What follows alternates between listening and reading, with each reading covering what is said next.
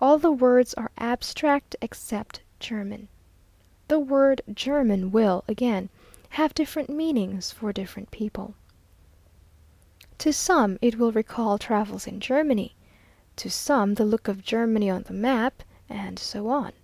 But if we are to obtain a description which we know to be applicable, we shall be compelled at some point to bring in a reference to a particular with which we are acquainted. Such reference is involved in any mention of past, present, and future, as opposed to definite dates, or of here and there, or of what others have told us. Thus it would seem that, in some way or other, a description known to be applicable to a particular must involve some reference to a particular with which we are acquainted, if our knowledge about the thing described is not to be merely what follows logically from the description. For example, the most long-lived of men is a description involving only universals, which must apply to some man, but we can make no judgments concerning this man which involve knowledge about him beyond what the description gives. If, however, we say, "The first Chancellor of the German Empire was an astute diplomatist," we can only be assured of the truth of our judgment in virtue of something with which we are acquainted, usually a testimony heard or read. Apart from the information we convey to others, apart from the fact about the actual Bismarck which gives importance to our judgment, the thought we really have contains the one or more particulars involved, and otherwise consists wholly of concepts.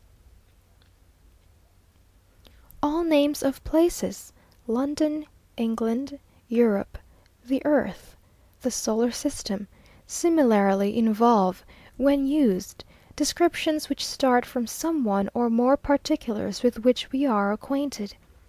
I suspect that even the universe, as considered by metaphysics, involves such a connection with particulars.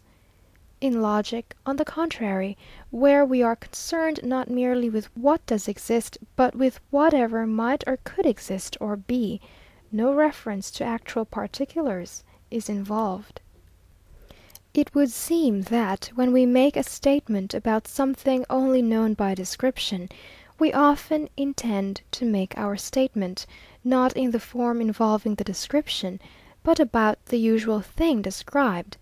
That is to say, when we say anything about Bismarck, we should like, if we could, to make the judgment which Bismarck alone can make, namely the judgment of which he himself is a constituent.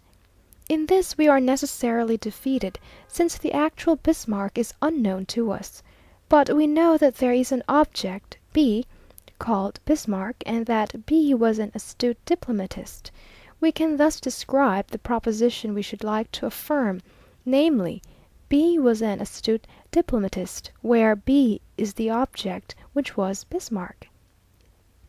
If we are describing Bismarck as the first Chancellor of the German Empire, the proposition we should like to affirm may be described as the proposition asserting, concerning the actual object which was the first Chancellor of the German Empire, that this object was an astute diplomatist.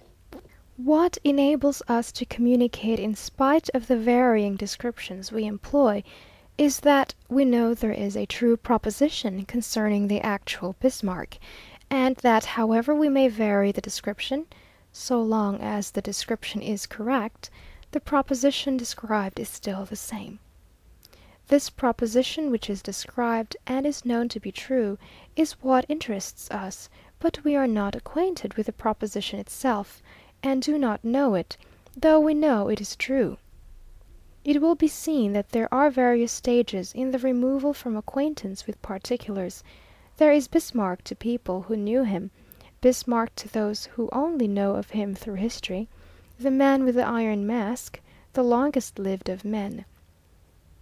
These are progressively further removed from acquaintance with particulars.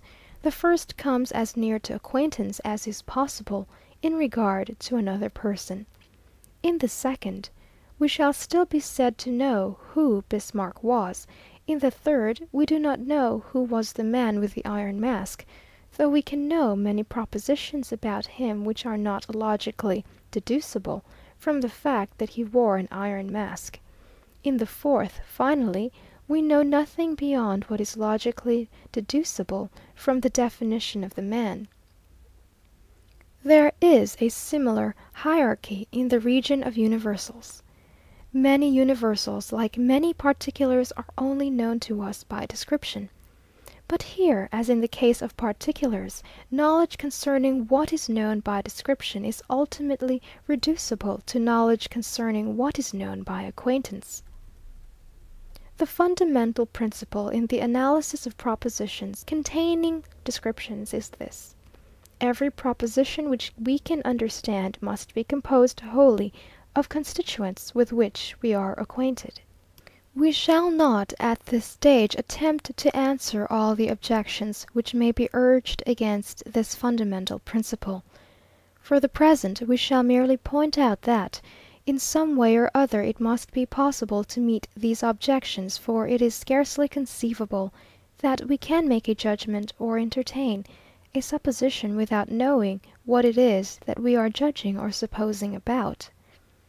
We must attach some meaning to the words we use, if we are to speak significantly and not utter mere noise, and the meaning we attach to our words must be something with which we are acquainted. Thus, when, for example, we make a statement about Julius Caesar, it is plain that Julius Caesar himself is not before our minds, since we are not acquainted with him. We have in mind some description of Julius Caesar, the man who was assassinated on the Ides of March, the founder of the Roman Empire, or perhaps merely the man whose name was Julius Caesar. In this last description, Julius Caesar is a noise or shape with which we are acquainted. Thus our statement does not mean quite what it seems to mean, but means something involving, instead of Julius Caesar, some description of him which is composed wholly of particulars and universals with which we are acquainted. The chief importance of knowledge by description is that it enables us to pass beyond the limits of our private experience.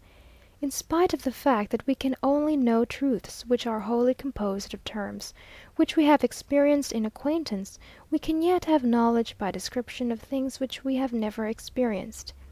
In view of the very narrow range of our immediate experience, this result is vital, and until it is understood, much of our knowledge must remain mysterious, and therefore doubtful.